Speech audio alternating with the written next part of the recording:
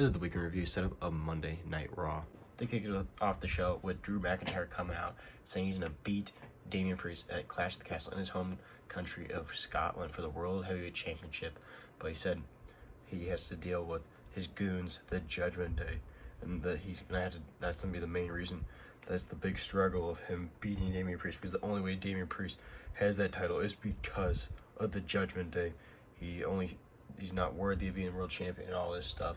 Then Damian Priest interrupts Drew McIntyre coming out saying that I do not need the Judgment Day, even though they helped me at Backlash, but I'm willing to not have my guys with me when I defend the title against you because I'm so confident I'll beat you. If you beat Finn Balor tonight, the Judgment Day will be banned from ringside and with their match at Clash of the Castle for the World Heavyweight Championship. And Drew McIntyre agreed to that, so the main event was Finn Balor versus Drew McIntyre, and whoever wins. So if Drew McIntyre loses, then Judgment Day is allowed, but if Drew McIntyre wins, Judgment Day is banned. So that's what kicked off Monday Night Raw. Then it was Braun Strowman, Dragon Lee, and Rey Mysterio taking on JD McDonough, Dominic Mysterio, and Carlito. This match was pretty good. It was absolute chaos. Strowman just dominated people and everything. Dragon Lee and Rey Mysterio doing some crazy stuff, but there was a spot where Liv Morgan got out there because she's been dealing with all this stuff with Dominic. But actually, before this match, she was in the Judgment Day locker room, and she gave Dominic Mysterio her hotel room card to get in.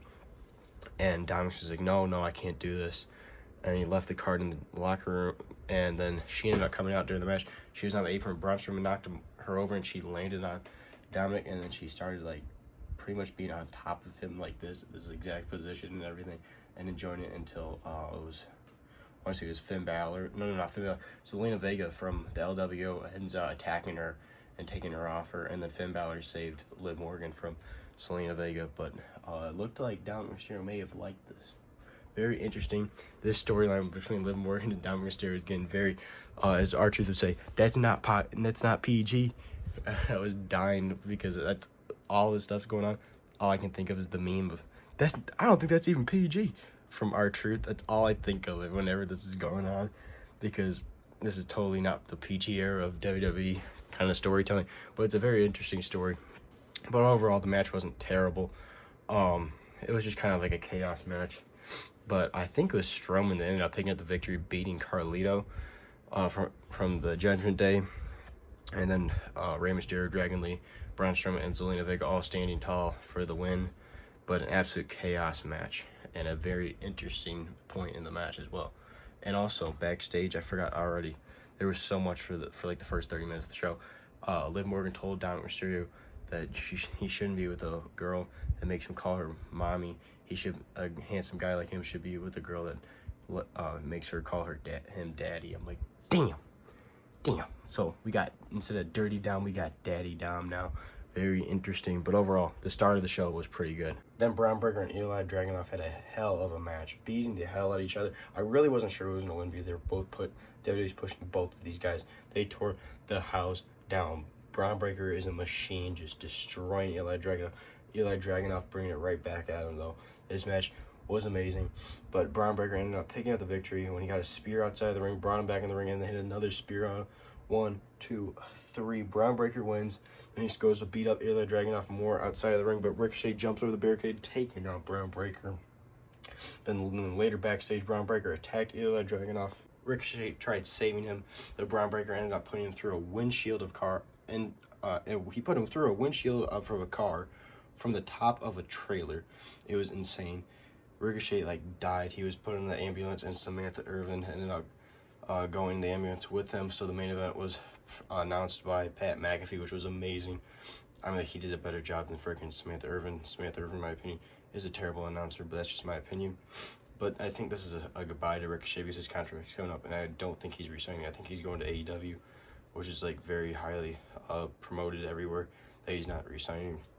So it's pretty much a goodbye to Ricochet, which in an insane way, with absolute crazy moment from Ricochet and Braun Breaker. Then Chad Gable had, because Sami Zayn came out talking about how the Alpha Academy should be leaving Chad Gable. They're only there because Chad Gable was making them, but Chad Gable ended up having Otis and Sami Zayn have a match. Sami Zayn ended up picking up the victory, but afterwards, Chad Gable ordered Otis to beat up Sami Zayn, which he did. He ended up destroying Sami Zayn with the World's Strongest Slam and everything, beating him up.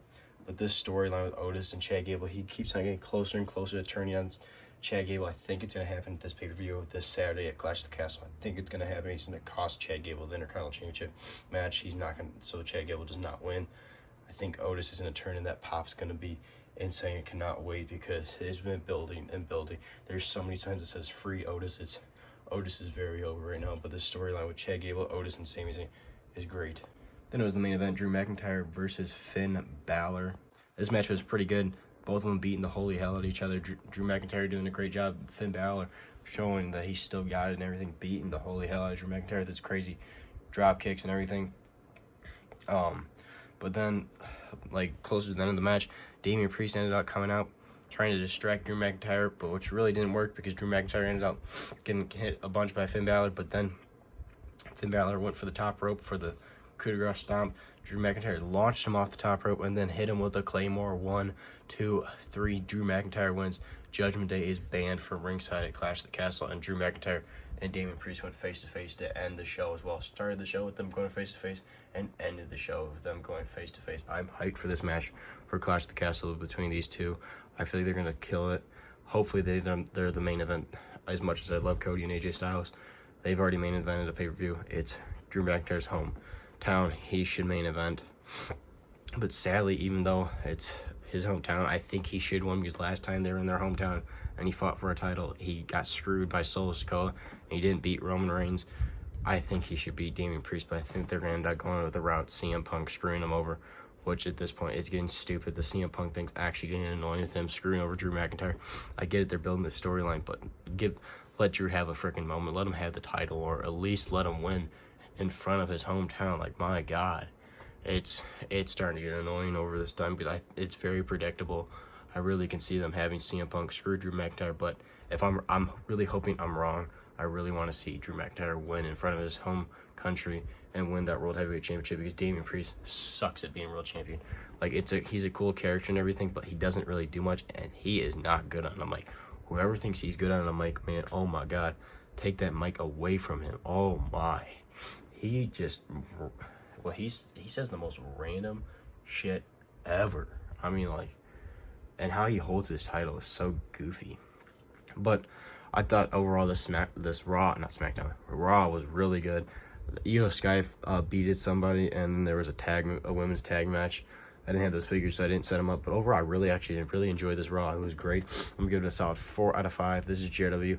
Oh, and also, almost forgot, for this match, for the main event, Pat McAfee was the announcer, and he did a hell of a job introducing Drew McIntyre as a giant Scottish son of a bitch at 275 pounds.